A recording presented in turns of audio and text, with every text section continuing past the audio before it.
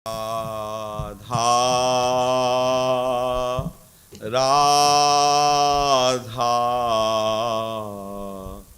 राधा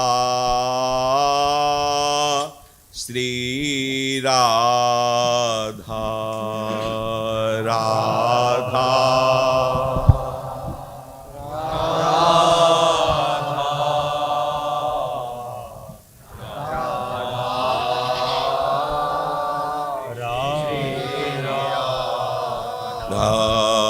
राधा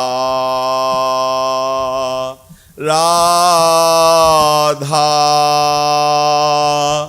राधा श्री राधा राधा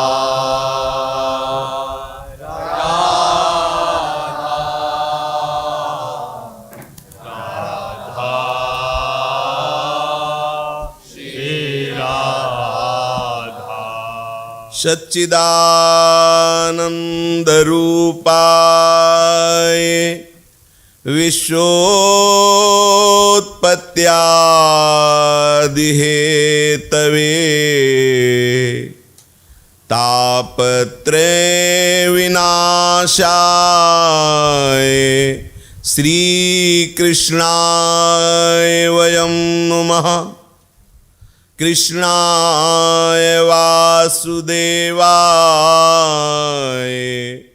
हरे परमात्मने प्रणत क्लेशनाशाय गोविंदाय नमो नमः। रसघन मोहन मूर्तिम विचित्र केलि महोत्सवोल्लसितम राधा चरण विलोडित रुचिर शिखंडम हरिम वंदे।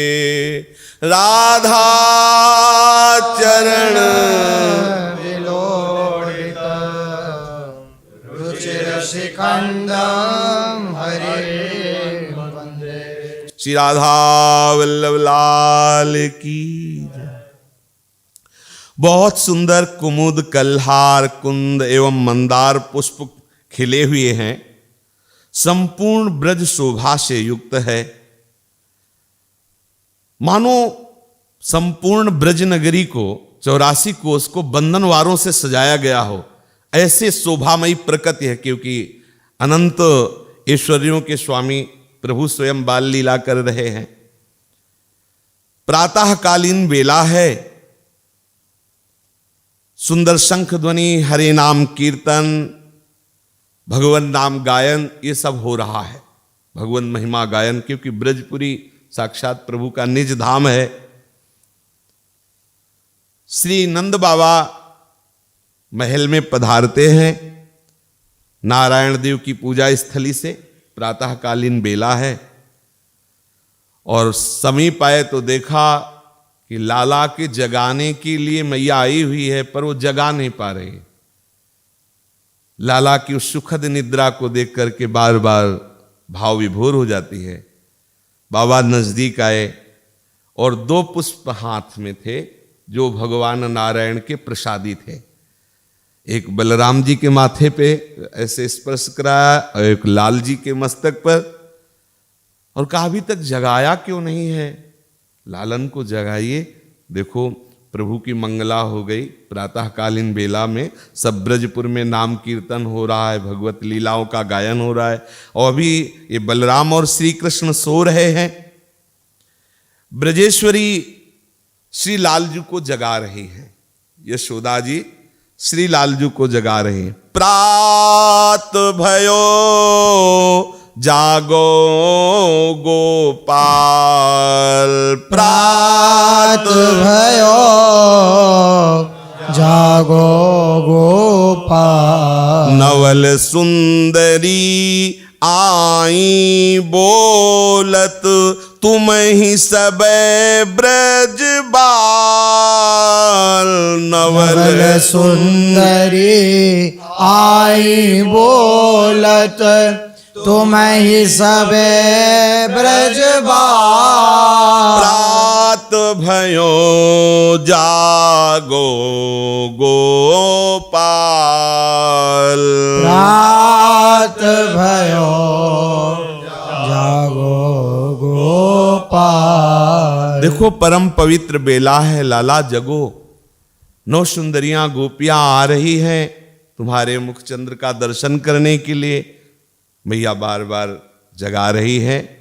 तो नंद के लाल उठत जब सोई, नंद के लाल उठत जब सोई, निरखी मुखार विंद की शोभा, कही काके मन धीरज होई। निरखी मुखार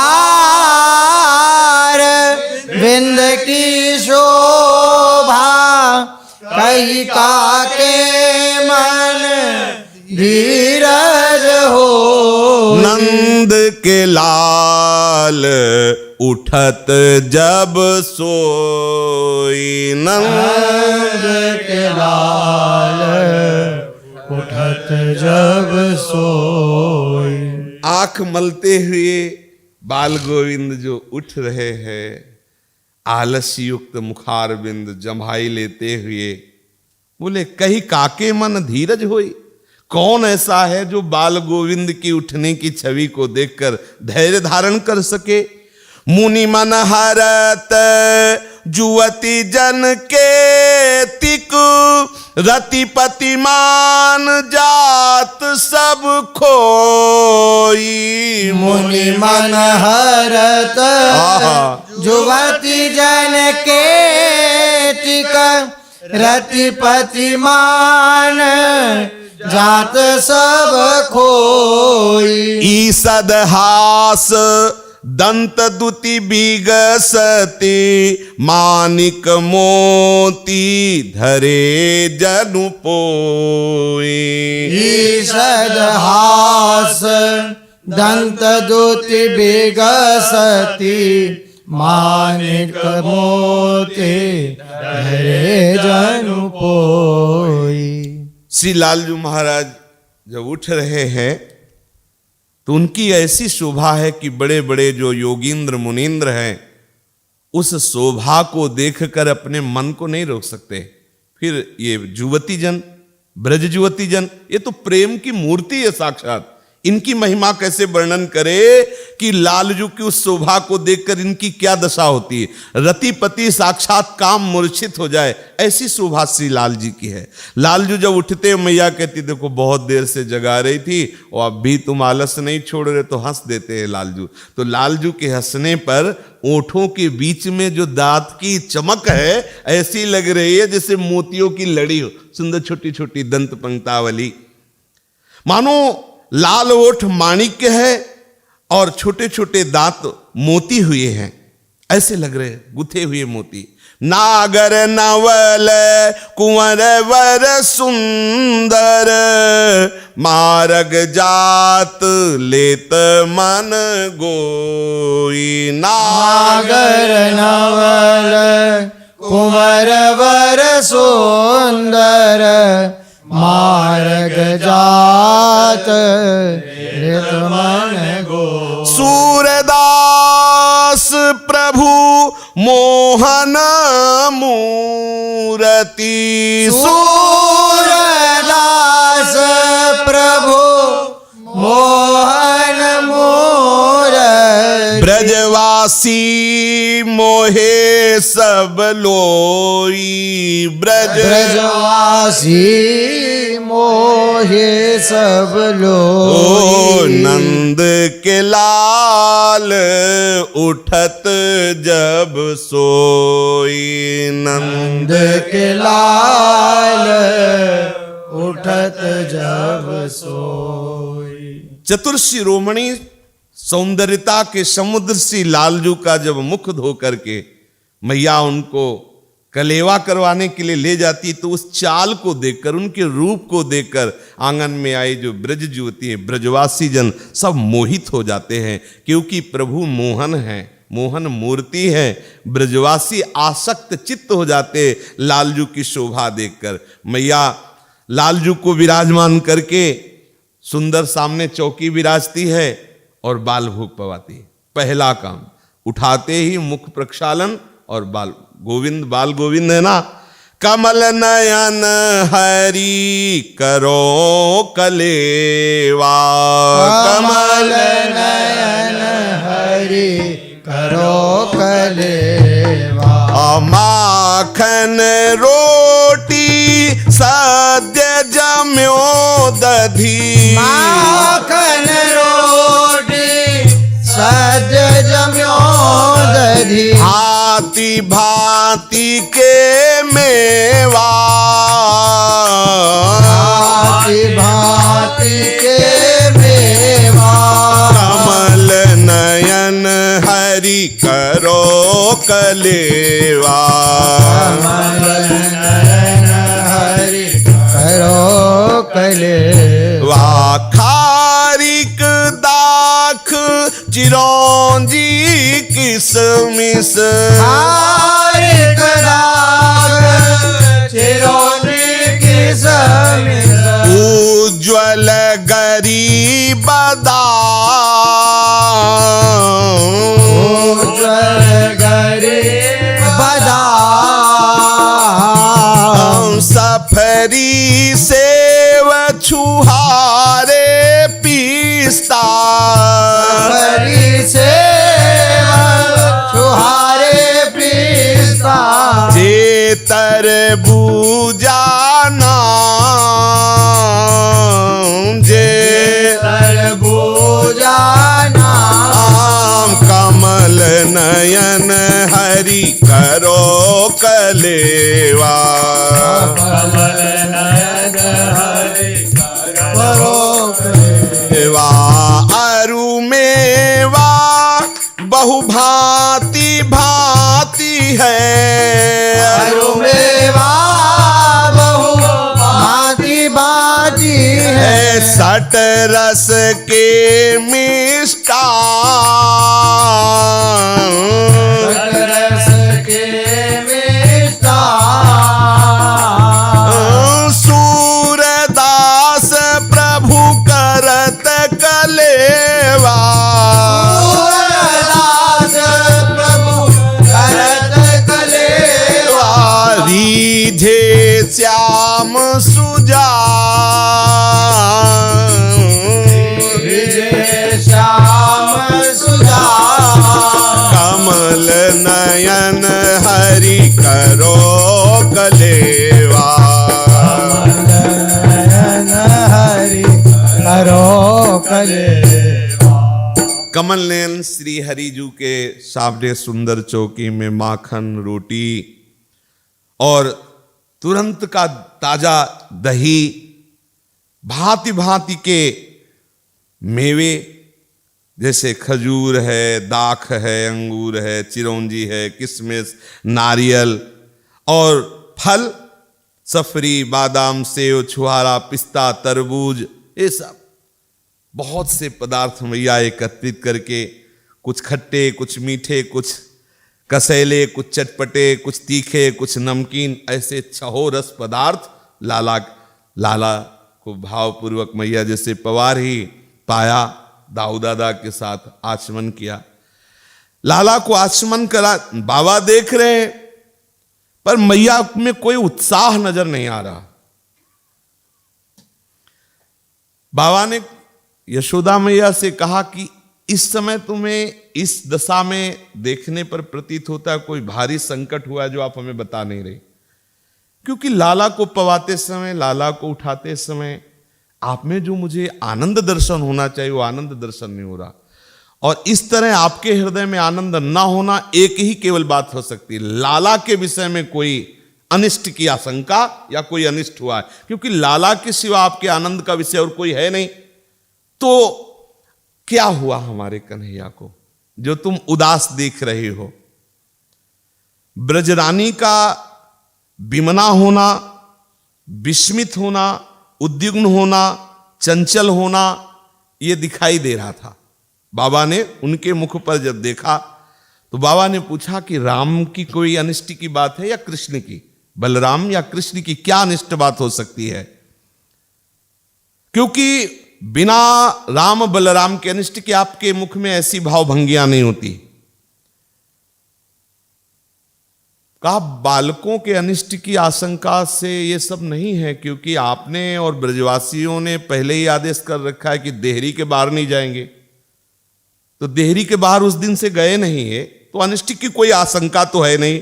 मया यद अनिष्ट भयाद्वालरोधन मुपदिष्टम तत्किम निर्भरहति। बोले रोकने की कोई बात ही नहीं, क्योंकि बलराम और कृष्ण अभी तक देहरी के बाहर गए ही नहीं, तो अनिष्ट की कोई आशंका नहीं है। जैसी आज्ञा आपकी हुई थी, जैसा ब्रजवासियों ने सलाह दिया था, बोले निरहत्येव किंतु रथेति लक्ष्यते। बाबा ने कहा जब ऐसा है तो आप में वृथा किस बात की, परेशानी किस बात की है? मैया के जो मन में था वो बताने की चेष्टा करती है। कहते हंत कथम्यु, ये किस प्रकार से मेरी दशा में कैसे तुम्हें बताऊं? बाबा ने कहा नहीं बताइए, आप हमसे तो बताइए क्या है। बोले विश्वास करोगे आप? बाबा ने कहा तुम कैसी बातें कर रही हो बहकी, आप बोलो तो। बोले प्रातः काल की बात है, नीलमणि सोया हुआ था, गृह कार्य में सावधान दासियां सेवा में लगी थीं। मेरे मन में आया कि लाला को दूध पियाएं, तो अपनी गोद में लिया और दुग्ध पान कराने लगी। ये पीता गया। उस दिन की घटना जो मुख में ठाकुर को दिखा, सब पूरा वैभव देखा ना ठाकुर का, तो उस दिन की बात मैया के हृदय में अंदर ही अंदर खाए जा रही थी कि आखिरकार ऐसा क्या हुआ जो मेरे लाला के मुख में सब दिखाई दिया। स्तनपान कराने लगी, वो ललक से दूध पी रहा था, उसकी तृप्ति नहीं हो रही थी। मेरे स्तन को पान करते करते उसने ऐसे जम्हाई ली, क्या कहूं, उस जम्हाई में जो मैंने देखा, नारायण नारायण नारायण, श्री हरि श्री हरि, उस छोटे से मुख में सब ब्रह्मांड। बस मेरी श्वास गति से रुक रही कि कोई राक्षसी माया है क्या मेरे लाला के ऊपर। मैया ऐसा पूछ रही कि कोई राक्षसी माया है क्या, ये भी कोई ऐसा राक्षसों का बुना हुआ जाल है क्या कि मेरे लाला के मुख में सब हलाए बलाए दिखा। यशोदा मैया थर थर कांपने लगी बताने के समय में। नीलमणि के छोटे से मुख के विवर में झांक कर देखा, अनंत आकाश, महाकाश, स्वर्ग, पृथ्वी, ज्योतिष चक्र, दिशाएं, सूर्य, चंद्र, अग्नि, वायु, दीप पुंज, पर्वत मालाएं, नद नदी समूह, अरण्य श्रेणियां, चराचर अनंत प्राणी, ये सब क्या देखा। यशोदा रानी नंद बाबा के समीप और सकिल के गए, बाबा का हाथ पकड़ा और कहा हृदय की बात कहती हूं, कुछ तो है, आप कुछ भी करो, अब हम अभी तक तो सहती, कुछ है लाला में जो ये सब देखने को मिला। बाबा के मुखारविंद पर प्रसन्नता दौड़ रही, क्योंकि गर्गाचारी के वचन याद आ रहे हैं कि ये बालक नारायण से कम नहीं है किसी भी दशा में। बाबा तो आनंदित हो रहे, मैया के होश उड़े जा रहे कि कौन सी ऐसी टुटका किसी ने कर दिया, कौन से ऐसे माया कर दी। फिर और कहने लगी कि तुम्हें चिंता नहीं हो रही, एक और चिंता की बात सुनो। बाबा ने कहा क्या? बोले एक दिन की बात है कि ये लाला गोद में हमारे आके बैठ गया और संध्या हो रही थी, कहा कुछ देखने का मन है। तो उस समय पास में ही कुछ नाट्य लीला करने वाले राम लीला कर रहे थे, तो वहां ले गई। तो वहां जाते ही हमसे पूछा है क्या हो रहा, हमने कहा राम लीला हो रही। तो बोले इसमें क्या है? बोले देखो वो राम जी विराजमान, वो सीता जी। जी हमने कहा सीता जी, तो सीता जी की तरफ टकटक देखने लगा और कांपने लगा, थर थर कांपने। हमने सोचा, बाबा से कहा, हमने सोचा कि कोई फिर बला लग गई लाला को। अब लाला तो वहां स्थिर केवल सीता जी को देख करके, ये मतलब कंपायमान शरीर, प्रेम की दशारी माता लेकर के मैं तो अत्यंत डर गई और शयनगार में आकर के उसे सुलाने लगी। इतने में उसकी आंख खुल गई। फिर उसने कहा कि मुझे वही सुनाओ जो वहां हो रही थी लीला। अब हमको विवश होकर के कथा सुनानी पड़ी सिया राम की। तो सुनी सुत एक कथा कहो प्यारी, सुनी सुत एक कथा कहो प्यारी। कमल नयन मन आनंद उपजो, कमल नयन मन आनंद उपजो। चतुर शिरोमणि देत हूँ कारी, चतुर शिरोमणि देत हूँ कारी। सुनी सुत एक कथा कहो प्यारी, सुनी सुत एक कथा कहो प्यारी। तो लाला सुनो, हुकारी भरते रहना।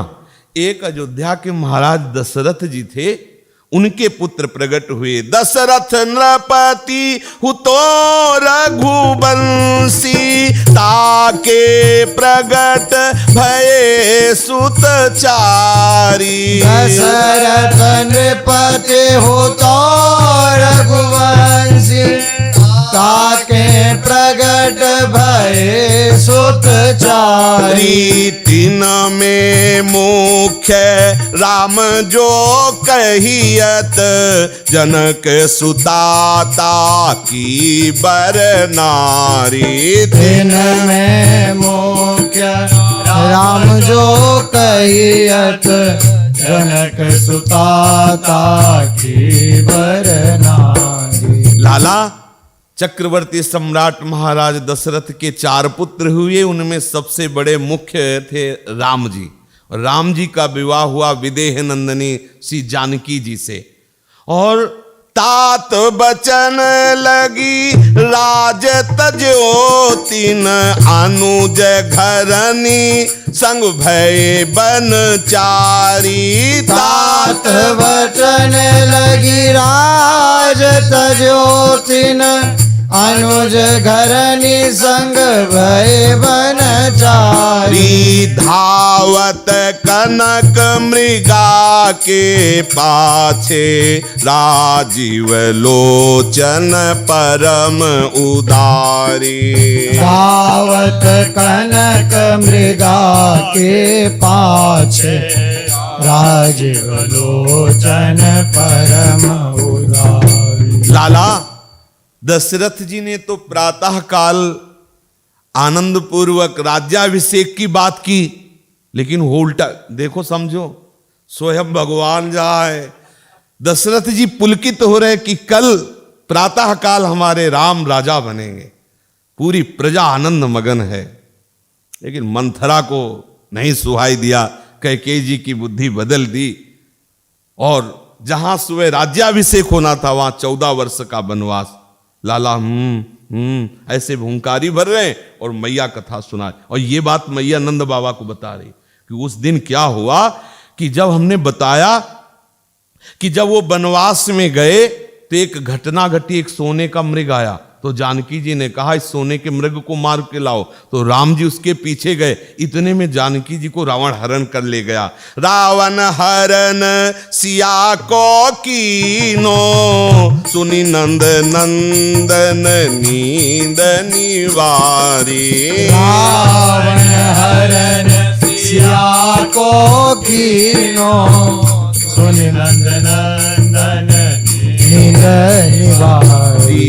चाप चाप करी उठे सूर प्रभु, चाप चाप करी उठे सूर प्रभु। लक्ष्मण देव जननी भ्रम भारी। लक्ष्मण देव जननी भ्रम भारी। रावण ने सियाजू का हरण कर लिया। जो ही सियाजू के हरण की बात की तो आंख मुंदे हुकारी भर रहे थे। तत्काल कहा लक्ष्मण बाण लाओ। लालजू लक्ष्मण लक्ष्मण बाण लाओ। मैया तो भयभीत हो गई। तो बाबा से कहा कि ये जो नई नई घटनाएं हो रही, मुझे लगता है कुछ अलाय बलाय हमारे लाला में है। अतिशय मनोयोग से यशोदा मैया की बात नंद बाबा सुन रहे थे। उनमें तो भय का संचार है नहीं, क्योंकि समझ रहे, और आनंद जनित सात्विक विकार शरीर पर प्रकट होने लगे। काफी देर समाधिस्थ रहे, फिर गदगद कंठ से बोले, नहीं नहीं यशोदा, ये कभी राक्षसी माया ऐसी लीला प्रकट नहीं कर सकती। पक्का पक्का ये तो मेरे स्वामी नारायण की लीला है। और गर्गाचार्य जी ने कहा था कि समय समय पर संकेत मिलते रहेंगे कि नारायण से कम नहीं है। तो यशोदा जी से कहा, तुम्हें गर्गाचार्य जी की बात पर ध्यान देना चाहिए।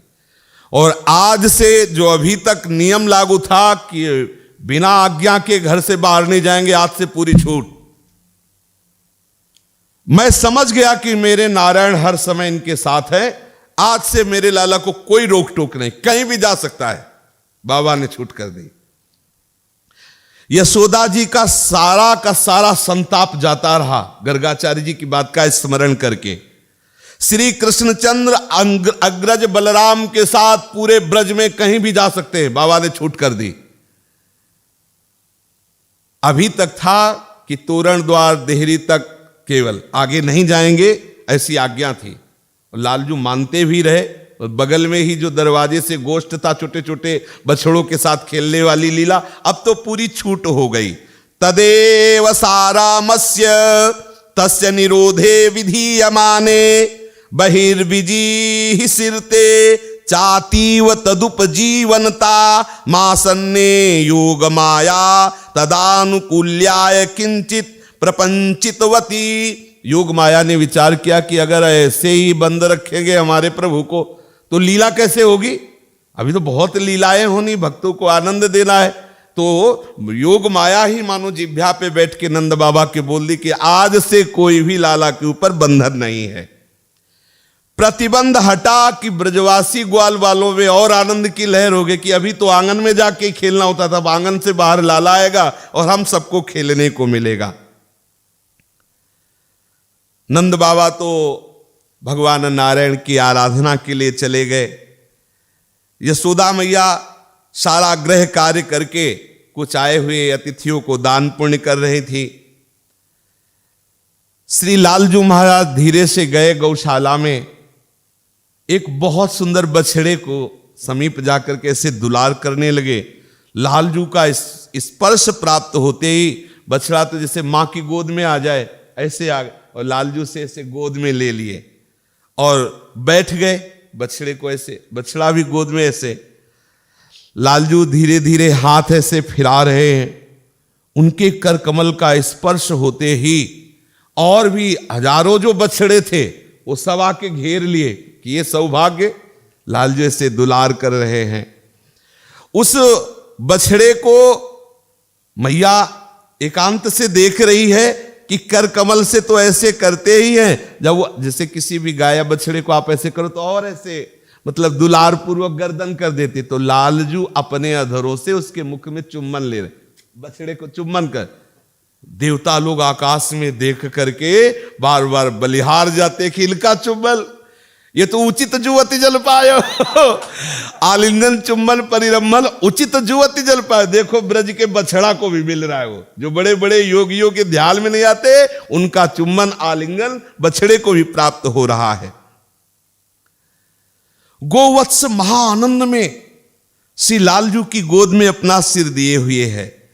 गोशाल चत्वर तले विचरन द्रवंतम वत्सम विधत्य विनिपात्य निजांक मूले दोर्भ्याम निगृह्य मुखमस्य मुखाम्बुजेन चुंबन भियम च कुतुकम च तनोति माता। माता देख रही, ऐसे दुलार करते हैं, ऐसे हृदय से लगाते हैं और बछड़े का मुख ऐसे करके चुम्बन। बछड़ा तो निहाल हो रहा है, परमानंद स्वरूप प्रभु। मनोहर ये झांकी श्री रोहिणी जी भी देख रही हैं। उनके नयनों में थोड़ा भय भी है कि अगर एकदम ये गोवत्स खड़ा हो गया तो कहीं नीलमणि को कुछ चोट न लग जाए। वो ज्यादा देर आनंद नहीं ले सकी। और कृष्णचंद्र के समीप आकर, लाला तुम ठीक है छूट मिल गई, लेकिन ऐसी हरकत तो ठीक नहीं, अभी बछड़ा उछल पड़े तुम्हारी गोद में लग जाए, ठीक नहीं है। और जननी ने खींच लिया। अब वो जितने बछड़े सब देख रहे कि हमारा भी नंबर आता, लेकिन मैया ने रोक दिया। बलराम जी दूर खड़े हुए हंस रहे हैं, लालजू को महल की तरफ लेकर के चल देती है और चिंता में निमग्न हो जाती है कि अभी तक तो महल के अंदर था, दास दासियां देखते थे, अब ये बहुत चंचल हैं। कन्हैया थोड़ा, बलराम जी थोड़ा शांत है पे, लेकिन है तो भाई ही, वो भी वैसे ही चंचलता करते हैं। ये राम श्याम अब तो दौड़ने लगे हैं, इनके पैरों में ऐसी सामर्थ्य दिखाई देती है, दौड़ सकते हैं। क्या व्यवस्था करें कि इनको कोई चोट न लग जाए, ये कुछ ऐसी चंचलता न कर लें जिससे इनको दुख हो।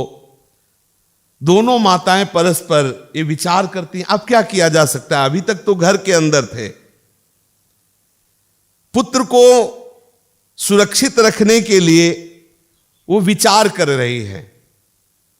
तो बड़े बड़े जो थोड़ा वयस्क सखा हैं उनको बुलाया और कहा, देखो ये हमारे प्राण हैं कृष्ण और बलराम, तुम समझदार हो, ये बाहर खेल के लिए जाएंगे, बिना किसी भय के तुम इनको रोक देना, अगर कुछ भी गड़बड़ करें तुरंत रोक देना, हमारे पास पकड़ के लाना, हमें सूचना देना, अगर ये तुम्हारे लाए ना लाए तो वहीं से चिल्लाना, मैं दौड़ पड़ूं, मेरे लाला को कुछ नहीं होना चाहिए। अनुमति ऐसी मिल गई सखाओं के साथ, पर सखाओं का शासन इनके ऊपर थोड़ी चढ़ेगा। अब कृष्ण बलराम हाथ में हाथ डाले जा रहे थे तो एक भैंसा, महिष माने होता भैंसा, बैठा हुआ था, चढ़ गए उसकी पीठ पे दोनों। सखा ने कहा कि, मैया ने कहा कुछ भी कर, अगर भैंसा खड़ा हो गया तो जल्दी नीचे उतर। दोनों नीचे उतर आए। मैया को शिकायत की, मैया बहुत चंचल है, रास्ते में बैठे हुए भैंसे पर दोनों चढ़ गए। अच्छा इतना ही नहीं, कोई गाय कोई बछड़ा है, उसकी पूंछ पकड़ के जब तक ऐठेंगे जब तक वो भाग न चले, अगर पूंछ ना छोड़ दे तो आप घसीटते हुए जाए। जहां कहीं प्रज्वलित आग देखते हैं तो कन्हैया दौड़ पड़ते हो, कहते कितनी सुंदर मुग्ध करने वाली ये आग सिखा है, मैं इसके साथ खेलूंगा, आलिंगन करूंगा। सखा पकड़ लेते, नहीं, बोले नहीं, इस चमकदार चीज के साथ हम खेलूंगा। वो मैया से कहते, मैया ये आग के साथ खेल रहा था, हम पकड़ के लाए हैं। एक दिन एक कुत्ता गली में जा रहा था तो ये राम कृष्ण दोनों उस कुत्ते को घेर लिए। अब कुत्ते को आगे पीछे, आगे बलराम जी, पीछे से श्री कृष्ण। कुत्ता तो परमानंद में मगन है क्योंकि इतने सुंदर, पहले पुचकारा तो कुत्ते ने पूछ संचालन किया, अब होता है ऐसे करो तो पूछ ऐसे कर ले, और दोबारा पुचकार दो तो प्रणाम की मुद्रा हो जाती है, प्राय देखने को मिलता है। जे ही सर झुकाया तो करुणानिधान श्री कृष्ण घुटने टेक दिए, समझ रहे ना। मान लो पुचकारा ऐसे तो उसने पूछ डुलाया, दोबारा पुचकारा तो ऐसे चरणों में झुका, जे झुका तो प्रभु घुटने के बल हो गए, और ऐसे ऐसे कुत्ते को ऐसे गले में, उसकी ग्रीवा में अपनी भुजा डाल दी, और वो तो विस्फारित मुख से श्री कृष्ण को देख रहा है कुत्ता। फिर इसके बाद कुत्ते के मुख में हाथ डाला, वो तो बगाड़ दिया, ऐसे मुख बगाड़ दिया। अब उसकी जीभ पकड़ी और ऐसे ऐसे जीभ खेल रहे जीभ के साथ। ब्रजवासी जो बालक थे वो चीखे, अरे अगर जरा सा ऐसे दांत कर लिया, हो सकता है उस समय 14 इंच गिसल वाली व्यवस्था ना हो, पर विष तो चढ़ता। वो चीख पड़े, मैया देखो इसकी, कुत्ते से बचने की बात, ये मुख में हाथ डाल रहा है उसकी जीभ में। मैया दौड़ करके आके बलराम जी को भी डांटती, तुम तो रोक सकते हो। वो ग्रीवा झुकाए खड़े, क्योंकि वो वही करेंगे जिससे कृष्ण को आनंद हो। एक दिन की बात है, कहीं से एक काला सर्प निकला, ये दोनों उसके पीछे पड़ गए, कृष्ण और बलराम। बलराम जी ने तो पूंछ पकड़ी, क्योंकि शेषावतार, इनको कोई भय तो है नहीं। तो श्री कृष्ण ने उसके फण को पकड़ लिया, वो जो फण विस्तार करके खड़ा हुआ तो फण को पकड़ लिया। बस एक पूंछ पकड़े, एक फण पकड़े, सब सखाओं को दिखा रहे, देखो। अब सबके प्राणों पे जा रही कि काला सर्प है, डस ले, मैया मैया। फिर मैया भाग के आई, रोहिणी मैया, यशोदा मैया, अरे बाप रे ये सांप, वो मैया देख। बलराम, अब वो बोल नहीं निकल रहा, बलराम जी से कहा अगर कुछ हो गया तो आप समझ लो। फिर दोनों अच्छा दोनों भयभीत इसलिए, लेकिन वो शेष है, वो उन पर शयन करने वाले हैं। ये तो एक फण वाला है, 1000 फण वाले में आराम से सोते हैं, कोई भय नहीं है। शांताकारक भुजग से उस समय भी शांत रहते थे, इनको क्या भय। पर मैया तो घबरा गई, कैसे भी कैसे सांप को फेंका। छोटे छोटे बच्चे जो है वो ताली पीट रहे थे। अब एक नंद बाबा के बाग में बहुत गंभीर कुआं था, उस कुएं में शीतल जल भरा हुआ था। तो ब्रजवासिनी जल लेने जाती थी, तो कोई ब्रजवासिनी जल की गगरी लेकर घर चली गई और रस्सी में बंधी हुई कलसी और वहीं रखी थी। अब ये दोनों गए, कलसी को कुएं में फेंक दिया और जैसे ब्रजवासी जन ऐचते ऐसे ऐचना शुरू किया, लेकिन जल कलसी का, और ये अभी बाल स्वरूप है, दोनों बल लगाते हैं, बलराम और श्री कृष्ण, हाँ, पर कलसी नहीं ऐच पाते। जब नहीं ऐच पाते तो रोना शुरू करते हैं। अब बालक तो बाल लीला है, मां मां देखो ये ऊपर ले आ रही, और खींचने की कोशिश, मैया फिर भाग के आती है, कहती लाला तू ऐसे उपद्रव की बात क्यों करता है, चल घर चल। मैया ले जाती, एक क्षण में फिर भाग जाते हैं। अब घर में नहीं टिकते क्योंकि बाबा का आदेश है, अब रोक तो होगी नहीं। तो एक इस बार बाहर निकले तो देखा कि मयूर आनंद उन्मत्त होकर नृत्य कर रहा है। बलराम जी गए और लालजू को इशारा किया कि इससे कम नृत्य नहीं होना चाहिए, ठीक ऐसे नृत्य होना चाहिए। बलराम जी तालियां बजा रहे, लालजू वैसे ही नृत्य कर रहे जैसे मयूर पुच्छ फैलाकर नृत्य करता है, ऐसे पीतांबर पकड़ के और लालजू नृत्य कर रहे हैं। अब मयूर अपनी ग्रीवा को जैसे नीचे झुकाता है तो लालजू अपनी ग्रीवा को नीचे झुकाते हैं। फिर धीरे धीरे नाचते नाचते मयूर के पास पहुंचते हैं, उसकी चोंच में अंगुली डालते हैं, ऐसे पकड़ के चोंच में अंगुली। बलराम जी का हम नाचने को कहा था, अंगुली डालने को तो नहीं कहा था। ऐसे ऐसे उपद्रव कर रहे हैं। एक दिन रामकृष्ण खेल रहे थे, उन्होंने देखा कि कांटों से रुंधी हुई एक हरित बेल फैली हुई है और उसमें सुंदर पीले पीले फूल खिले हुए हैं। तो बलराम जी तो हाथ डालने लगे और श्री कृष्ण गर्दन डाल दी, थोड़ी जगह होगी फूल के लिए। अब वो कांटों में सिर फंसा, उनका हाथ पर दोनों चिल्ला रहे हैं। मैया फिर भाग के आई, धीरे से कांटे हटाए, निकाला और रोहिणी जी से कहा क्या करें। अब ये घर में रुक नहीं रहे और बाबा ने छूट दे दी। और ये देखो ऐसे कभी सांप, कभी आग से खेलना, कभी सींग वाले जानवरों से खेलना, कभी कुएं में, कभी मयूर के चोंच नोचता है, कभी कांटों की बाढ़ में सर फंसा देता है। क्या करूं, कैसे बचाऊं अपने रामकृष्ण को कि कोई कष्ट ना हो पावे। ब्रजरानी और रोहिणी जी ब्रजेंद्र के पास पहुंचे, नंद बाबा के पास। बाबा आपने तो छूट दे दी, देखो ये समस्याएं हो रही हैं। बाबा वहां रत्न लुटा रहे थे ब्रजवासियों को, और कृष्ण बलराम अपनी अपनी मैया का आंचल पकड़ के मुंह छुपा रहे थे क्योंकि शिकायत हो रही बाबा से। तो कितनी सुंदर झांकी है, श्री यशोदा मैया, श्री रोहिणी मैया गौर श्याम को पकड़े हुए और बाबा से शिकायत कर रहे, और बाबा विशाल गद्दी लगी उस पर बैठे हुए, दोनों लाला मैया के आंचल में छुप रहे, वो शिकायत करे देखो ऐसा ऐसा उपद्रव राम बलराम कर रहे हैं। बाबा ने कहा चलो सयाने सयाने सखाओं को कह दो। और देखो यशोदा जी से इशारे से कहा कि तुम्हें इतना चिंतित नहीं होना चाहिए, क्योंकि हमारे जो कुल गुरु भगवान नारायण हैं वो इनकी रक्षा में है, इसलिए इनका कुछ बिगड़ेगा नहीं। एक दिन की बात है, एक नवयुवती गोपी श्री यशोदा मैया के घर किसी कार्य के लिए गई थी। वो नववधू थी। जे ही वहां गई तो देखा पहले से ही सबके चित्त को चुराने वाले बाल गोविंद वहां खड़े हुए हैं। देखते ही लालजू ने तिरछी चितवन से मुस्कुरा दिया, अभी बाल गोविंद हैं। उसकी तो दशा बदल गई, जैसे नौ किशोर अवस्था में दशा होती है ऐसी उसकी दशा हो गई। वो तो बाह्य ज्ञान शून्य हो गई।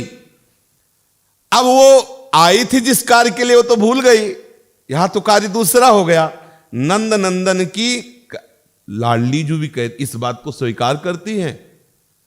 लाडली जू कहती नंद के लाल हरियो मन मोर, कैसे बोले बंक बिलोकन चाल छबीली रसिक शिरोमण नंद किशोर, कहीं कैसे मन रहत श्रवण सुनी।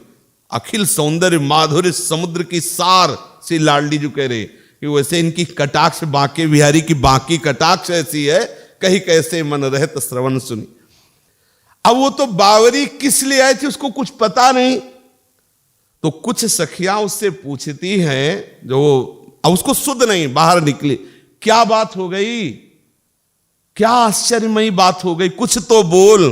तो आजू गई हो नंद भवन में, कहा कहो गृह चैनरी, चहूं और चतुरंग लक्ष्मी, कोटिक दुहियत धैनुरी। आजु गई हो नंद भवन में, कहा कहूँ गृह चैनरी, चहु और चतुरंग लक्ष्मी, कोटिक दुहियत धैनरी। जिसकी मोहिनी शोभा है, ऐसे नंद नंदन को हमने देखा।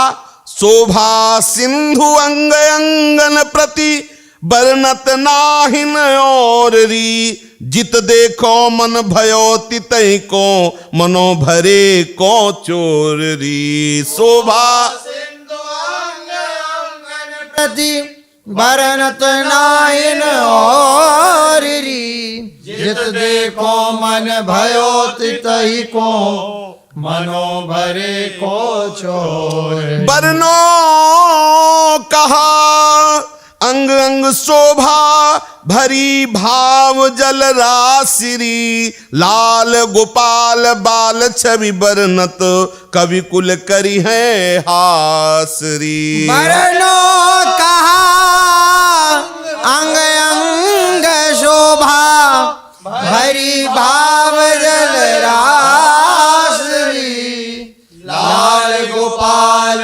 बाल छवि बरनत, कवि कुल कर है हासरी। जो मेरी अखियन रसना होती, कहती रूप बनाई री, चिरजीव हो जसुदा के ढोटा, सूरदास बलि जाई री। जो मेरी अखियन रसना होती, कहती रूप बनाए री, चिरजीव हो जसुदा के ढोटा, सूरदास बलि जाए। वो गोपी सखियों से कहती है कि शोभा हो तो वर्णन करें, शोभा सिंधु है, जैसे समुद्र अगाध है ऐसे उनकी शोभा अगाध है। अगर हमारी जिह्वा में नेत्र होते और नेत्र में जिह्वा होती तो बात बन जाती, क्योंकि जीव जो वर्णन करती है अगर उसमें दिखाई देता तो सही वर्णन होता, और नेत्र जो देखते अगर उसमें जीव होता तो सही वर्णन होता। कैसे बताएं, रसना के नेत्र नहीं है और नेत्र के रसना नहीं है, इसलिए बस इतना है, बलिहारी जाती हो नंद नंदन की शोभा में। श्री लालजू और बलरामजू धूल धूसरित आंगन में पधारे, मध्याह्न का समय है। मैया ने कहा स्नान के लिए हमने जल्दी आने को कहा था, तुम इतने विलंब कर दिए, चलो स्नान करो। तो प्रभु कहते नहीं, मुझे स्नान नहीं करना। मैया ने दासी को इशारा किया, कलसी लेके आ गई, अंजुली से भर करके ऐसे ऊपर डाल दिए कृष्ण बलराम के, कि भींज जाएंगे तब तो स्नान के लिए चले। वो भींज गए और रोने लगे। जरा सोचो कि जिनके केवल एक इशारे मात्र से समुद्र की रचना हुई, वो एक अंजुली जल में रो रहे, सह नहीं सकते हैं। ब्रजरानी उनको स्नान घर में ले जाती हैं, खूब सुंदर स्नान कराती हैं। फिर अति सरस बसन तन पोछे, ले कर मुख कमल अंगोछे, अंजन दो द्रग भरी दीन हो, भ्रुव चारु चखोड़ा कीन हो। अति सरस बसन तन पोछे, लेकर मुख कमल अंगोछे, अंजन दो द्रग भर दीनो, भ्रुव चारु चखोड़ा कीनो। आभूषण अंग जे बनाए, लाल ही क्रम क्रम पहिराए। आभूषण अंग जे बनाए, लाल ही क्रम क्रम पहिराए। सुंदर स्नान कराया लालजू को, महीन कपड़े से श्रीअंग पोछे, और फिर दोनों आंखों में अंजन लगाना, तेल लगाना, वस्त्र धारण कराना, सुंदर टोपी लगाना, काजल की बिंदी लगाना, बाल गोपाल के जो आभूषण श्रृंगार किए। मध्याह्न का समय है, तो अति प्यो सरस रस बनाई, ती सोठ मिरच रुचि लाई। अति सरस बनाई, ती सोठ मिरच रुचि लाई। लालजू को पाकशाला में ले गए, राजभोग पवाया जा रहा है। लालजू को राजभोग, बाल गोपाल को बोले दधी दूध बरा दही रोरी, सो खात अमृत यक कोरी। दधी दूध बरा दही रोरी, सो खात अमृत यक कोरी। सुठी सरस जलेबी बोरी, जिहि जेवत रुचि नहीं थोरी। सुठी सरस जलेबी बोरी, जी जेवत रुचि नहीं थोरी। अरु खुरमा सरस संवारे, ते परसि धरे हैं न्यारे। शक्कर पारे सदपागे, ते जेवत परम सहारे। सेव लाडू रुचिर संवारे, जे मुख मेलत सुकुमारे। सुखी मोती लाडू मीठे, वे खात न कबहू बीठे। खीर लाडू लवंगनी नाए, ते करी बहु जतन बनाए। पूजा बहु पूरन पूरे, भरी भरी कपूर रस चूरे। अरु तैसी दाल मसूरी, जो खात ही मुख दुख दूरी। अरु है समी सरस सवारी, अति स्वाद परम सुखकारी। बाबर बरने नहीं जाई, जिह देखत अति सुख पाई। मृदु माल पुआ मधुसाने, जे तुरत तपत करी आने। सुंदर अति सरस अंदर से, ते घृत दधि मधु मिली सर से। देवर अति घिरत चभोरे, ले खाण सरस रस बोए। मधुरी अति सरस खजूरी, सद परसि धरी घृत बूरी। ऐसे विविध पदार्थ श्री लालजू के सामने हैं, और कुछ स्वयं पा रहे हैं, कुछ मैया पवाती जा रहे हैं, और साथ में भी बलराम जी विराजमान हैं। श्री लालजू को बता बता के, देखो ये मैदे की पूरी है, ये पूरी है। जब पूरी सुनी हरिहर स्यो, तब भोजन पर मन कर स्यो। लालजू को बता रही है कचौड़ी देखो, ये पूरी ये ऐसी सुंदर बनी हुई है। लालजू और आनंद मगन होकर के बलदाऊ जी और लालजू दोनों पर सट रस परकार मंगाए, जे बरनी जसोदा गाए। मनमोहन हलधर बीरा, जेवत रुचि राख्यो सीरा। बलदाऊ जी और लालजू जब पा चुके, फिर शीतल जल से आचमन कराया श्री लाल और बलराम का। अचवत तब नैन जुड़ाने, दो हरसी हरसी मुस्काने। हसी जननी चुरु भराए, तब कछु कछु मुख पखराए। तब बीरी तनक मुख नायो, अति लाल अधर हुए आयो। छवि सूरदास बलिहारी, मांगत कछु जूठन थारी। आचमन करा, फिर छोटे छोटे मीठे पान लालजू को बलराम जी दोनों के अधरों में लालिमा। सूरदास जी कह रहे हैं कि हम भी उसी थाली से थोड़ी जूठन चाहते हैं। हाँ, सूरदास बलिहारी, राजभोग पर बलिहारी है, और ऐसे सखा भाव से है, कह रहे हैं ऐसे राम और श्याम की जूठन जो थाली में पाया है, वही हम भी चाहते हैं। रामकृष्ण दोनों विचरण करते हैं। खेल के संगी जितने मित्र सखागण हैं, जैसा संकेत होता है वैसी ही खेल की रचना रचते हैं।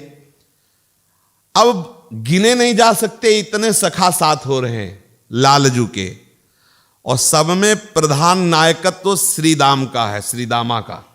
लालजू के साथ आनंद कोलाहल करते हुए ये नंद उद्यान में प्रवेश किए, और वहां सब गोप बालक आज रज से खेल रहे। होता है गांव में ऐसे बच्चे जैसे ना अपनी अपनी रज ऐसे समेट ली, ये हमारी और उसी में घरौंदे बनाते हैं। ये हमारा मकान होगा, ये रसोई होगी, ऐसे ऐसे सब खेलते ला। ऐसे ही हुआ, लालजू ने थोड़ी रज समेट करके ऐसा घरौंदा बनाया, श्री दामा ने उधर, बलराम जी ने उधर। जब देखा कि श्री दामा का अच्छा घरौंदा बन रहा है तो उठे और एक अंजुली धूल लेकर उसके पूरे घर को मिटा दिया है। श्री दामा ने देखा कि श्री कृष्ण ने हमारा घर बिगाड़ दिया तो उनके जगह के घरौंदे को बिगाड़ दिया। वो दबने वाला नहीं था। श्री कृष्ण चंद्र का जब घर बिगाड़ दिया तो जितने भी सखा थे सब ताली दे करके हंसने लगे, ताली पीट करके। श्री कृष्ण के मुख में कुछ लज्जा आ गई, मतलब हमारा भी बिगाड़ दिया, अब उसका क्या बिगाड़े, उसका तो पहले ही बिगाड़ के आए। अब बहुत सुंदर घर बनाएंगे, फिर देखें तो कैसे बिगाड़ सकता है। अब बनाना शुरू कर रहे तो शुष्क रज है, उससे घर बन नहीं रहा, तो विचार किया क्या करे, तो थोड़ा यमुना किनारे से गीली रज लाए, दौड़ के छोटे छोटे हाथों से गीली रज। रज बहुत चिकनी, ब्रह्मांड घाट की, कोई कोई देखो रज में बहुत चिकनी और खुशबू होती है। रज में एक सौरभ होता है, तो लाल बिहारी जी उसमें मिलाते जा रहे, थोड़ी चाटते जा रहे हैं, बहुत सुंदर रज है। ओहो यदि यो भ्रूभंगः कतिन जगदंडानि सतसः प्रसूते सम्याति छपयति न तत्र प्रयतते स एवं धूलीपुर ग्रह विनिर्माण रभ से भृशं श्रांता श्रृन्नस्तदपि न विरामं रचयति। जरा विचार करो, इनको कौन सा श्रम होता है ब्रह्मांड रचने में। आज श्रम हो रहा है, धूल से घर नहीं बना पा रहे तो गीली मिट्टी उठा उठा के ऐसे भ्रकुटी की कि सृष्टि की रचना, अनंत ब्रह्मांडों का सृजन। यदियो भ्रूभंगा कतिन जगदंडानि सतसः, अनंत ब्रह्मांडों के सैकड़ों ब्रह्मांडों की रचना भ्रकुटी का इशारा करते, और आज प्रयास कर रहे हो, घरौंदा पुनः नहीं बना पा रहे जो श्री दामा ने मिटा दिया, तो ये रज लाए। अब उसमें स्वाद लगा। देखो लालजू को क्यों स्वाद लगा, लालजू के रोम रोम में अनंत ब्रह्मांड वास करते हैं, उन ब्रह्मांडों में सब चर अचर वास करते हैं। सोचा सबका सौभाग्य तो नहीं कि इन ब्रजवासी प्रेमियों की चरण धूल पे लौट सके, तो एक बार हम पा लेते हैं तो सबको ब्रजरज मिल जाएगी। तो लालजू बड़े, बलराम जी ने देखा तो उपद्रव माटी पा रहा है, सखाओं ने देखा, दाऊ दादा तुमने देखा, बोले हाँ देखा, तो उनके सामने फिर और अंगुली में भरा हुआ ऐसे लाल जी पा रहे हैं। परस्पर चर्चा करते हुए, भैया अभी मैया से शिकायत करेंगे, सब गवाही दोगे, इसने मिट्टी खाई। बलराम जी ने कहा कि तुम कोई गवाही दो चाहे दो, मैया मेरी बात को पक्का मान लेगी। और श्री कृष्ण मुस्कुरा रहे, कह दो जाके जिससे जो कहना है। फिर और ली, बहुत मतलब आनंद पूर्वक की बात, सब सखा घेरे हुए और लालजू हाथ में मिट्टी रज। इसीलिए ये ब्रजरज है जिसे स्वयं ठाकुर खाता है, स्वयं चखता है इसका स्वाद, बाहरी क्या जाने। दुर्भाग्य है जो अगर रज से प्रेम न हो। सखाओं ने कहा तुम्हें जो फल चाहिए अभी मैया से ले आवे या बगीचे से तोड़ के लावे, ये माटी क्यों खा रहे हो? बोले तुम क्या जानो इसके स्वाद को। तो ठीक है, श्री दामा भागता हुआ गया, मैया से कहा मैया गजब हो गया। मैया के तो मानो प्राण निकल गए। क्या हुआ? बोले लाला ने मिट्टी खाई। तो पहले तो गुस्सा है कि ऐसे बोलना चाहिए, मतलब गजब होने का मतलब होता है कि कोई ना कोई बड़ी घटना घट गई। फिर थोड़ा समझ, अच्छा मिट्टी खा। बलराम बोले वहीं खड़े हैं कि कहीं भाग न जाए, आप आज डांट लगा दो, नहीं हमारे बस के नहीं रह गए हैं। मैया चली तो सोचा क्या करना चाहिए, तो एक मल्लिका की दार खींची, पतली छड़ी, और जे ही ठाकुर जी ने देखा कि मैया छड़ी ले आए तो बोले आज तक तो अभी थप्पड़ नहीं पड़ा, आज पिटाई हो जाएगी। तो दौड़ के श्री दामा एक हाथ पकड़ लिए, एक बलराम जी हाथ पकड़ लिए। अब लालजू के जो भय नेत्र हैं, भययुक्त नेत्र, मैया की तरफ जो भययुक्त नेत्र है, मैया नजदीक गई और छड़ी को संभाला तो देखो जिनके भय से मृत्यु भी डरती है। श्री दामा से हाथ छुड़ाया, वैसे काजल मसर, एक बूंद आंसू नहीं है, काजल मसर के पूरे कपोलों तक लग गया। और मैया से कहते हैं सब झूठ बोल रहे हैं, तो हमारी पिटाई करवाना चाहिए, आप हमें बहुत प्यार करती ना। मैया ने कहा हाँ। बोले इसीलिए ये लोग सह नहीं सकते, हमें पिटवाना चाहते इसलिए। मैया थोड़ा सा, बलराम जी ने कहा आप विश्वास मत कीजिए मैया, ये बहुत छलिया इसने पाया है। तो मैया ने कहा कि देखो दाऊ दादा बोल रहे हैं, दाऊ कभी झूठ नहीं बोलता, बलराम झूठ नहीं बोलता। तुमने मिट्टी पाई है? रोष भरे नेत्रों से बलराम जी की तरफ देखते हुए कहा कि तुमने कब देखा कि मिट्टी पाई है? बलराम जी ने कहा कितनी बार तुम्हारे साहब ने गप गप ऐसे खाई मिट्टी लेकर के। श्री कृष्ण कहते हैं मैया आप विश्वास मान लो ये पक्का झूठा है, हमने बिल्कुल नहीं पाई। बलराम जी रोष में आए और दाहिना हाथ पकड़ा, मैया इसका खोलो इसका मुंह, अभी देख लो। बलराम को पता नहीं था कि बलनिधि हैं, या पता होते हुए भी शायद भूल गए थे। ठाकुर जी ने ऐसे झटका बलराम जी उधर गिर हाँ, कुपित होके कहा कि तुम सब हमें परेशान करना चाहते हो, मैया से पिटवाना चाहते हो, इसलिए ऐसा कहते हो। अंदर तो करुणा आ रही मैया के, पर बाहर से सोचा कि यदि मतलब अगर इसे डांट न लगाई तो फिर और मिट्टी खाएगा, पेट में कीड़े पड़ेंगे, परेशानी आएगी। ब्रजवासी सखाजन कह रहे हैं कि मैया मो देखत जसुमति तेरे ढोटा अब ही माटी खाई, मो देखत तेरे ढोटा अब ही अभी अभी खाया थोड़ी देर, अब जब आपको बुला के लाए उसके पहले तक खा ही रहा था, कई बार खाया है। श्री यशोदा मैया प्रभु के इस चरित्र को दुष्चरित्र समझ रही। कैसा चपल है, अनुचित चेष्टा, दुष्चरित्र को तो अनुचित चेष्टा, मिट्टी खा रहा है। भुक्त्वापि मृत्तिका मातुरग्रे किं वा वदेदयम् इत्यक्षरूपौ चंद्रार्को साक्षिणो भ्रेमतुस्तदा। प्रभु के नेत्र इधर उधर चंचल हो रहे हैं, मानो सूर्य चंद्र घबरा रहे हैं प्रभु के नेत्रों से कि मैया पिटाई करेगी और हमने देखा है माटी खाते हुए, अब हम क्या बोलेंगे। मैया ने कहा चपलम किमिदम दुश्चरितमाचरितम, ए चंचल तूने ये क्या अनुचित चेष्टा की, माटी खाई। श्री कृष्ण ने कहा मातर न किमपि, मैया मैंने ऐसा कुछ नहीं कहा जिस पर आप दुश्चरित कह सको, मैंने ऐसा कुछ नहीं किया। जननी ने कहा कि मृत्तिका मत्ति स्म भवान, मिट्टी कोई खाने की चीज, तुमने खाया ना मिट्टी। लालजू बोले कैदम वदति, कौन गवाही दे सकता है कि हमने मिट्टी खाई। सर्वे तो सब वयस्व, आपकी अवस्था वाले, आपकी वय वाले जितने सका सब कह रहे ना हम भक्षितवानम सर्वे मिथ्याभिशंसिनः, सब झूठ बोलने वाले, मैंने मिट्टी नहीं खाई। माता ने कहा और की बात हम झूठ मान सकती है, लेकिन तवाप्यग्रजः सोयम व्यंजयति तत्र किम वदिष्यसि, तुम्हारे बड़े भ्राता बलराम कह रहे हैं तो इसके पास तो कोई उत्तर है तुम्हारा। बलराम जी कह रहे हैं, बोले यदि सत्य गिरस्तर समक्षम पश्य में मुखम, प्रत्यक्ष के लिए प्रमाण क्या है। बलराम जी की बात तुम्हें यदि मानना ही है तो आपके सामने मेरा मुख है, आप देख लीजिए। अच्छा ऐसी बात है तो छड़ी लिया और कहा खोल अपना मुख।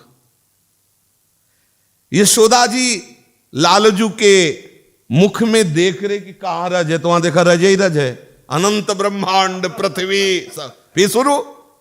अब अनंत ऐश्वर्यशाली प्रभु, छड़ी छूट गई हाथ से कि ये फिर वही शुरू। देखा कि श्री लालजू के मुखारविंद में संपूर्ण त्रिभुवन, योग माया शक्ति ने मानो संपूर्ण विराट स्वरूप का दोबारा दर्शन मैया के सामने प्रकट कर दिया। असंख्य ब्रह्मांडों का दर्शन हो रहा है। नीलमणि के मुख में जो रजकण देखना चाहा तो अनंत ब्रह्मांडों का दर्शन करके यशोदा मैया विकल हो रही है। देखा कि इतने बड़े मुख में 1,00,000 योजन का स्वर्ण में सुमेरु पर्वत विराजमान है। 1,00,000 योजन, इतने बड़े मुख में देखा 1,00,000 योजन का, और उस स्वर्ण पर्वत के समीप ही संपूर्ण भूमि, मंदार मेरु मंदर सुपार्श कुमुद, ये, और वहां प्रातःकालीन बेला हो रही है, सूर्य की किरणें निकल रही हैं। फिर देखा जंबू नदी वहां से प्रवाहित हो रही है, सब मुख में देख रहे हैं। विशाल कदम्ब के कोटर से 5 रस धाराएं बह रही हैं। वहीं सतसल्व नामक वट वृक्ष है। वट स्कंद की अनेकों नदियां प्रवाहित हो रही स्कंद से। कुरंग, कुरर, कुसुम्भ, वैकंक, ये सब गिरिमालाएं दिखाई दे रही हैं। यशोदा मैया ने सब समुद्र, दूध का समुद्र, दधि का समुद्र, नमक का समुद्र, कितने समुद्र, सब लाला के मुख में देख रहे हैं। मानसोत्तराचल, लोकालोक पर्वत, 10 दिशाएं, और आश्चर्य की बात की ब्रज,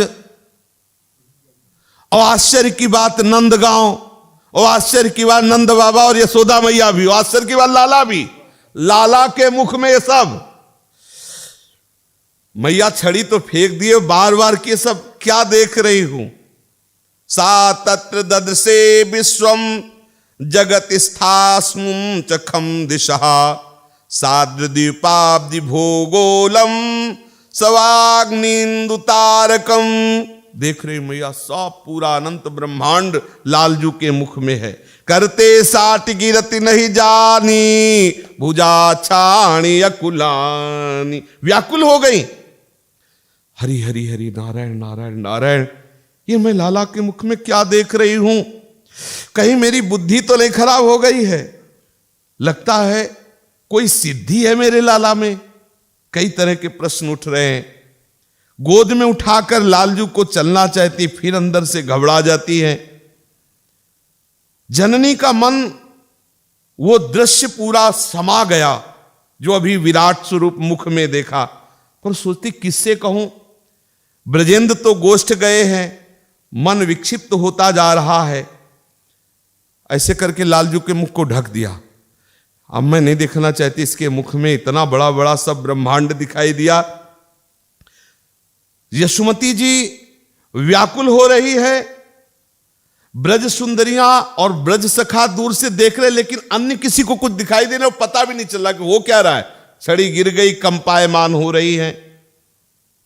श्री कृष्णचंद्र जी के मुख में सब देख करके वो विचार करने लगी कि मुझे लगता है कि मेरी बुद्धि खराब हो गई है। मैं ऐसा जो सोचती हूं कि मैं ब्रजेंद्र की रानी हूं, यशोदा जी, ऐसा ब्रजेंद्र मेरे पति हैं, ये मेरा लाला है, मैं इतने बड़े वैभव की स्वामिनी हूं। मुझे लगता है मेरी मलिन बुद्धि है, इसी के कारण जो है ये सब हमारे आगे प्रकट हो रहा है। अगर मैं सही भाव से, दैन्य भाव से नारायण की आराधना करती तो मेरे लाला के मुख में सब बवाल अलाय बलाय ना दिखाई देती। ऐसा मैया सोच रही। मेरी बुद्धि खराब हो गई, मेरी बुद्धि में कुमति आ गया। ये देखो वात्सल्य है। वात्सल्य स्वीकार नहीं कर रहा कि लाला इतना ऐश्वर्यवान है। हाथ जोड़ करके प्रार्थना करने लगे, हे नारायण, जो गलती हुई सो क्षमा करो, मेरे लाला के मुख से अलाय बलाय हटाओ, ये जो सब दिखाई दे रहा है। लालजू के अधर ऐसे हुए, बंद हुए, मंद मंद मुस्कुराने। मैया को जैसे कोई स्वप्ना सा चला गया हो और एकदम विस्मृति सी हुई, और वात्सल्य धारा बही और लाला को हृदय से लगा लिया। ब्रजरानी का जो हृदय अभी अभी विचलित हुआ था, वात्सल्य की ऐसी बाढ़ आई कि उसकी स्मृति तक को मिटा दिया। यही है भाव की। जैसे कोई महापुरुष ब्रह्म साक्षात्कार किए हो और जब इस भाव देश में आएगा तो इस भाव की इतनी महिमा है कि उस भागवतिक भाव को बिल्कुल नामो निशान नहीं रहने देगा। एकदम सरल भाव में आज मेरा लाला, मेरा पति, मेरा मित्र, मेरा स्वामी, बस केवल इतना, इसी में रस है। अगर ये रहा कि अनंत कोटि ब्रह्मांडों के स्वामी है तो फिर वो भाव नहीं उठ पाएगा। यशोदा जी के हृदय से वो बिल्कुल वात्सल्य भाव ने विस्मृति करा दी उस विराट स्वरूप की। अब एक महामहिमामयी बात है, ये सब लीलाएं एक वन उद्यान एकांत में गरीब फल बेचने वाली सुनती थी। क्या फल थे जानते हो? ब्रज में कोई सेव संतरा के पेड़ नहीं लगते, यहां तो पीलू और बेर आदि यही सब। और कौन नंदगांव में पीलू और बेर खरीदेगा जहां रिद्धियां सिद्धियां अटखेलियां कर रही हैं। उसने जब सुना कि नंद का लाला बहुत सुंदर, देखने योग्य, बड़ी रसमयी लीला, उसकी कोई संतान नहीं थी, बहुत ही गरीब, वो फल बेचकर अगर कहीं दो जितना अन्न मिलता था उससे गुजारा करती थी। परिवार वालों की भी उपेक्षा का पात्र थी क्योंकि वृद्ध थी। उसने मन में सोचा कि आज कुछ भी हो हिम्मत करके नंदालय के सामने आवाज लगाऊंगी। कहीं वो यद्यप तो असंभव है, क्योंकि जिनके घर में इतनी सुख सुविधाएं, इतने सुंदर सुंदर रस, वो हमारा फल लेने आए। भाई फल में कोई सरस फल थोड़ी कि अंगूर है, सेब संतरा है, बेर है, पीलू है, ये सूखे फल। विश्वास और अत्यंत दैन्य, फटे पुराने कपड़े, वृद्धावस्था और अपनी दशा पर मन उदास है। साधारण घर से कोई नहीं निकलता मेरी आवाज सुनकर। नंद का लाला जो राजकुमार वो काहे को निकलेगा, पर देखने की लगन है। बस समझ लीजिए आप, देखने की लगन है। अपने लोगों में लगन नहीं। लगन लगन सब कोई कहे, लगन कहावै सोए, नारायण जा लगन में तन मन डारे खोए। आज अपने वहां से चली तो मध्याह्न के समय तक नंदालय के समीप आई। पसीने से माथे में बिंदु प्रकट हो रहे हैं, वृद्धावस्था है, फटे पुराने कपड़े पहने हुए है, थक चुकी है। नंदालय से थोड़ा दूर पर एक बड़ा सा पीपल का वृक्ष है।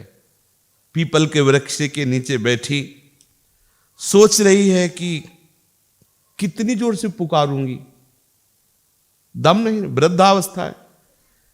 नंदालय में कोई छोटा बड़ा घर, छोटा थोड़ी घर है, नंदालय महल है।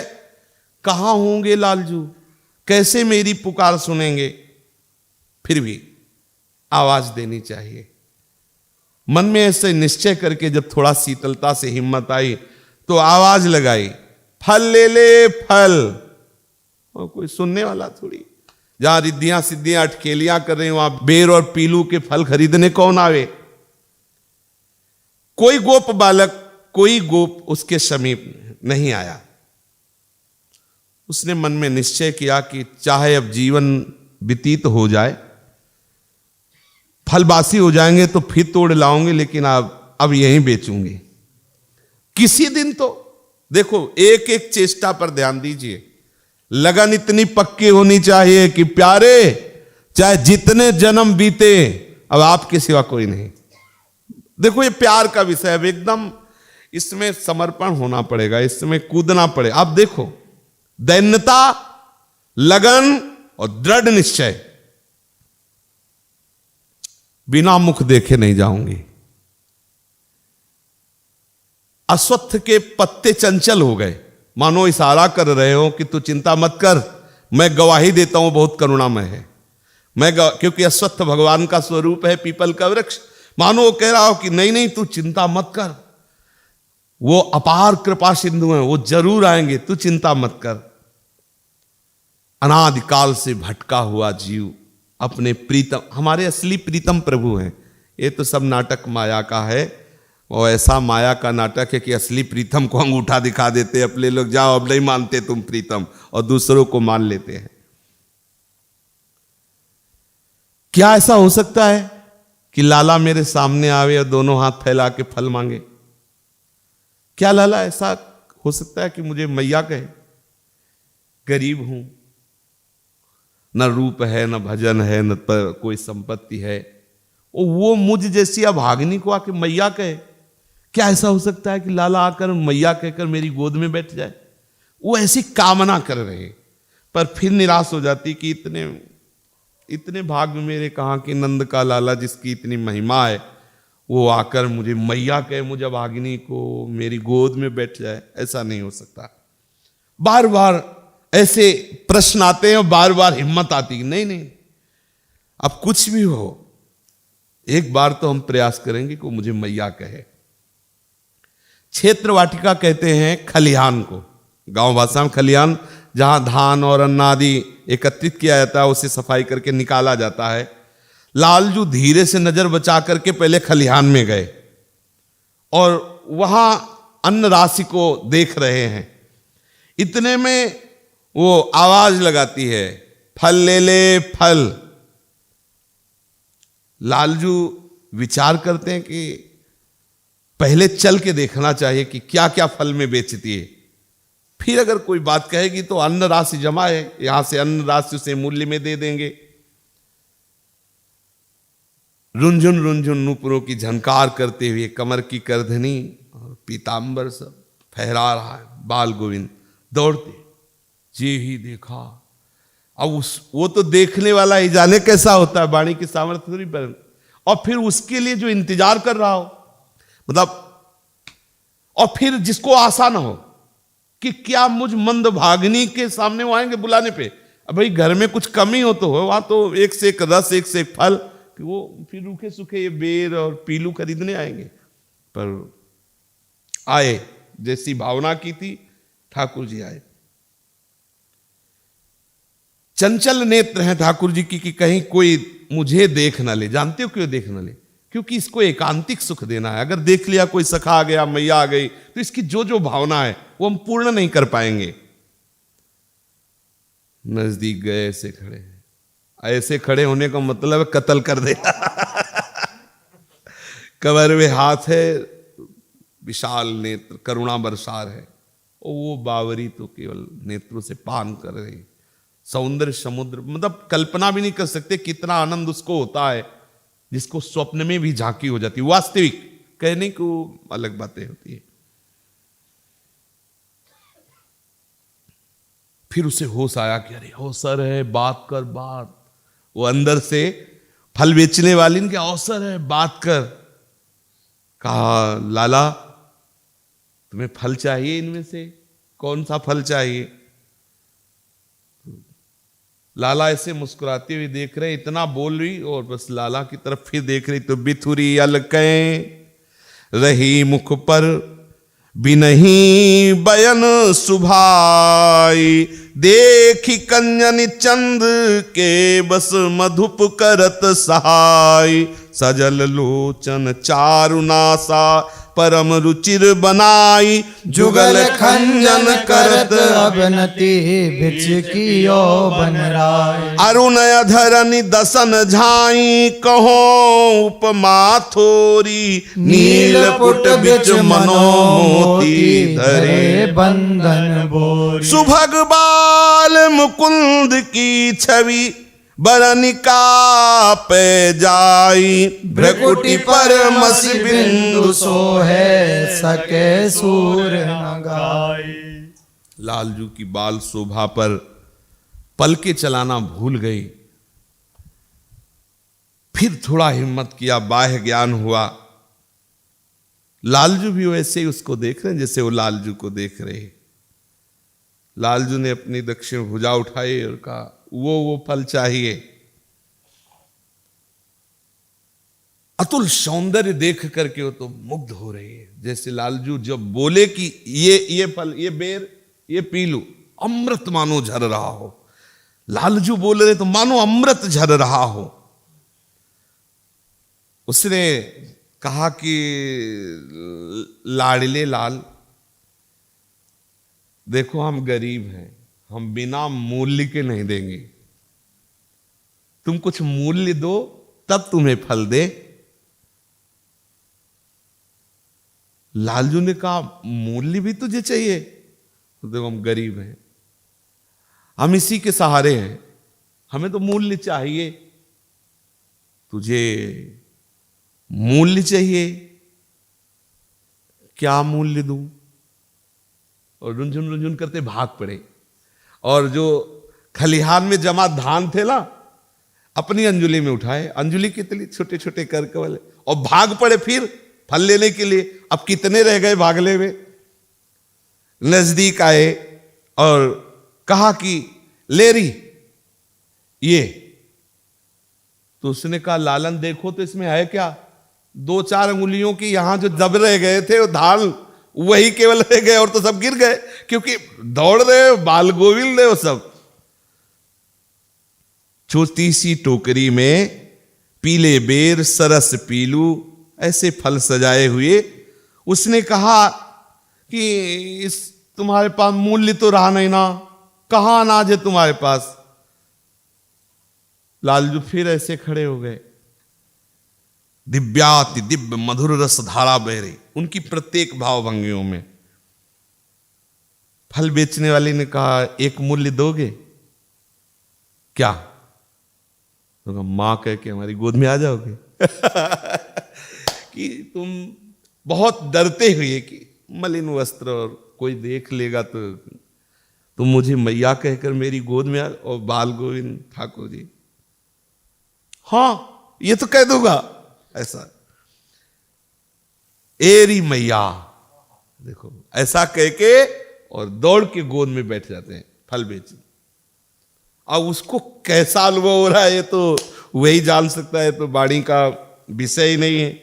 जिसकी गोद में अनंत ऐश्वर्य संपन्न प्रभु बाल रूप धारण किए हुए आनंद समुद्र, बड़े बड़े योगींद्र मुनि मन ध्यान धरत नहीं पात। कैसे कोई भावना करे कि उस मलिन वेशधारी शुष्क फल बेचने वाले को रस सिंधु मिल गए। प्रभु ने कहा, री मैया, और ऐसे कह के गोद में बैठ। और उसको जो आनंद मिल रहा है, ये तो कोई प्रेमी भक्त ही जानते, शब्दों में तो हो गया कि री मैया कह के प्रभु बैठ। वो तो रस समाधि में डूब गई।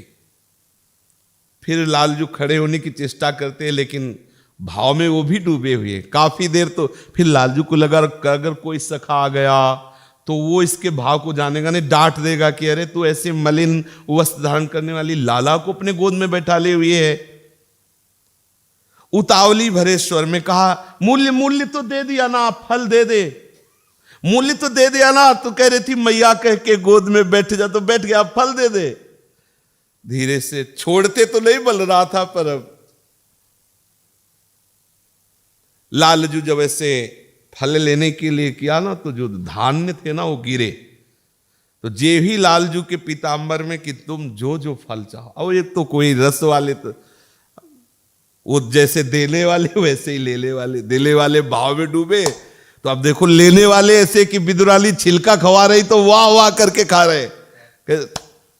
वो बेर और पीलू पीतांबर में दे रही, ऐसे ले रहे हैं प्रभु। और वो जो धान्य गिरे ना, रत्नों से उसकी टोकरी भर गई। और प्रभु उसकी तरफ देखते हुए जा रहे हैं, कदम ऐसे बढ़ रहे हैं। सोचो दशा क्या होगी, ये तो कोई प्रेमी ही जान सकता है। काफी देर तक हिम्मत ही नहीं उसकी कि चल पावे। जब उसकी दृष्टि गई अपनी उस टोकरी पर, तो कहा अब मुझे ठग नहीं सकते हो। लालजू से कहा, अब मुझे तुम ठग नहीं सकते हो, ये ठगना होता है। प्रणाम नमस्कार रुपया पैसा वैभव ऐश्वर्य संपत्ति ये देकर ठगते हैं। जो चतुर सुजान होते हैं वो अपने प्रेम को बेचते नहीं हैं, वो इनकी इस ठगान पर ठगते नहीं हैं। सुदामा जी को जब सब वैभव मिला तो ठाकुर जी के वैभव को नहीं स्वीकार, वो अपनी ही वृत्ति से रहे और कहते थे श्री कृष्ण हम तुमसे प्यार करते, तुम्हारे वैभव से नहीं। कोई बिरला ही प्रेमी ऐसा होता है जो ठाकुर से प्यार, तभी तो वो कहते मैं बिक जाता हूं। आप देखो ना, हम चैन से बैठ करके उनका नाम नहीं जप सकते, क्या उनसे प्यार करते हैं? हम अपने भोगों की चाह, अपने विषय, अपनी मान्यता, अपनी, दुर्भाग्य है इस माया का ऐसा प्रबल प्रभाव कि नहीं समझ पा रहे हैं। इतने करुणामय हैं कि आप पुकार करके तो देखो, पर वास्तविक है कि हम पुकार नहीं पाते, क्योंकि हमारी बहुत सी मांगे होती, बहुत सी हमारी समस्याएं होती, बहुत सी हमारी वासनाएं होती है। तो आनंद सिंधु प्रभु इसलिए तुम्हें छूट दे देते कि लो जब जलोगे ना और कहोगे कि वासनाएं नहीं चाहिए, अब का चुनात न चाहिए मोरे, तब फिर मैं खड़ा हूं। नहीं मान रहे हो तो जाओ। ये जब तक वासना है तब तक उसने हठ किया। पहली बात, तीनों बातें इसमें ध्यान देने योग्य बात है। फल बेचने वाली ने देखा कि मैं गरीब नीच जाति की, जंगलों में रहने वाली, मैं भगवान के योग्य नहीं हूं, प्रभु के योग्य नहीं। पहली बात ये होनी चाहिए, तृणादपि सुनीचेन। दूसरा, मेरे पास कुछ है नहीं कि मैं उनको रिझा सकूं, न तप है न भजन है, क्या दे सकते हैं? जो नंदालय में नंद कुमार हैं उनके लिए बेर और पीलू, इससे हम लुभायमान करना चाहें नहीं करेंगे, हम प्रयास करेंगे, उत्साह। और अगर जब तक हम जीवित हैं हम दूसरे दरवाजे में बेचने नहीं जाएंगे। अगर ये फल हमारे मुरझा जाते हैं, बासी हो जाते हैं, तो हम पुनः जंगल से नए फल लाएंगे, लेकिन बेचेंगे यही, क्योंकि अब हमें केवल एक ग्राहक फंसाना है, नंद नंदन, दूसरा नहीं। वो भी ये देखते हैं कि जब तुम एक पे आ जाओगे, अनन्य अनन्य चिंतयन्तो माम, तो दूसरा दिन नहीं हुआ। आप देख लीजिए, उसी दिन उन्हीं फलों को लेने के लिए समस्त फलों के दाता प्रभु भाग पड़े, हाथ फैला दिया आके, और मैयारी कह करके गोद में बैठ गए। और उसने टोकरी उठाई और यमुना जी में फेंक दी जाके, जो रत्नों की टोकरी थी। अरे ऐसे नीलमणि को प्राप्त होने के बाद कौन 16 चांदी रत्न जैसे कूड़ा करकट को देखा गया। यद्यपि वो चिदानंद प्रभु का दिया हुआ प्रसाद स्वरूप है, कुल परंपरागत, वो ऐश्वर्य घटने वाला नहीं, लेकिन उस ऐश्वर्य को उसने फेंक दिया। नहीं, मुझे नीलमणि चाहिए। और बस उस दिन से उसका क्या हुआ कोई वर्णन नहीं आया। भाव से समझ लीजिए कि कृष्ण प्रेम में मतवाली अपने शरीर को पूरा करके वात्सल्य में होकर के प्रभु की धाम में, प्रभु की सेवा में, प्रभु का नित्य दुलार प्राप्त करते हैं। हम प्रभु की लीलाओं का चिंतन करें और प्रभु में आत्मसमर्पण करें। अपने आप कुछ दिन का जीवन है, और इतना आप समझ लो, आपकी एक एक चेष्टा मेरे प्रभु देख रहे हैं। आप ऐसा मत समझो कि आप कमरा में बैठे जल रहे हो, कष्ट सह रहे हो, उसी से वो रीझ रहा है, उसी से देख रहा है कि तुम ये सब सहते हुए, उस माया की मार सहते हुए भी तुम हा कृष्ण बोल रहे हो, हा राधा बोल रहे हो, मिल जाएंगे, तुम धैर्य रखो। यही आप जो आपको घेरा जा रहा है ना विषय से, तो आप त्राहिमाम पुकार रहे हो ना, यही आर्त भाव बनेगा, और यही आर्त भाव गाढ़ होकर विरह हो जाएगा, और यही विरह मिलन करा देगा। ये क्रम है। आप धैर्य से, आप पहले निश्चय करो कि बस हमें जजमान फंसाना है, ग्राहक फंसाना है, तो नंद नंदन को, हमें लाडली लाल को प्राप्त करना। पर यह निश्चय अटूट करो, इस निश्चय के बीच में कुछ मत लाओ। मन कहता है मैं इधर देख, क्या देखना चाहता है? प्रिया प्रीतम देखना है। प्रिया प्रीतम का महल है, ये निज महल है वृंदावन धाम। अब कहां जाना? अब ये विश्राम भूमि है। अब किससे बात करना? अब तो बस श्यामा श्याम श्यामा श्याम अपने चित्त को प्रभु में लगा। श्री राधा वल्लभ लाल की जय जय श्यामा, जय जय श्याम, जय जय श्री वृंदावन धाम।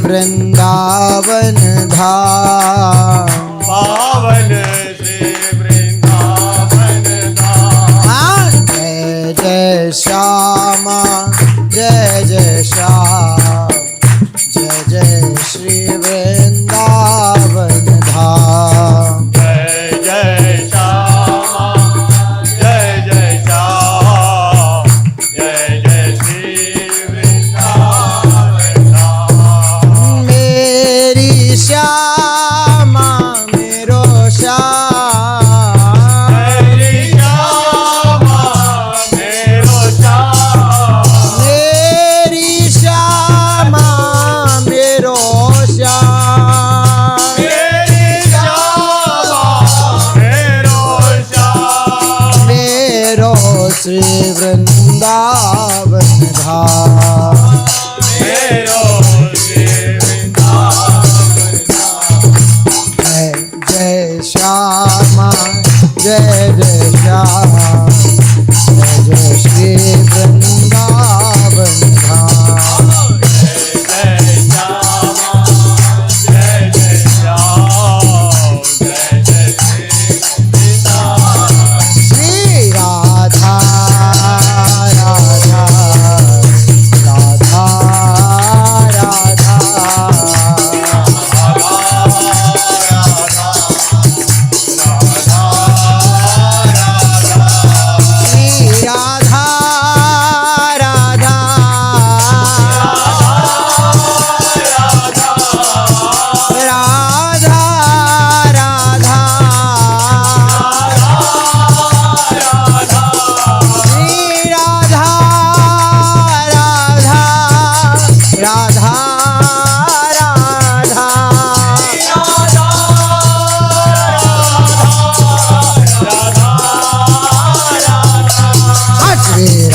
राधा राधा राधा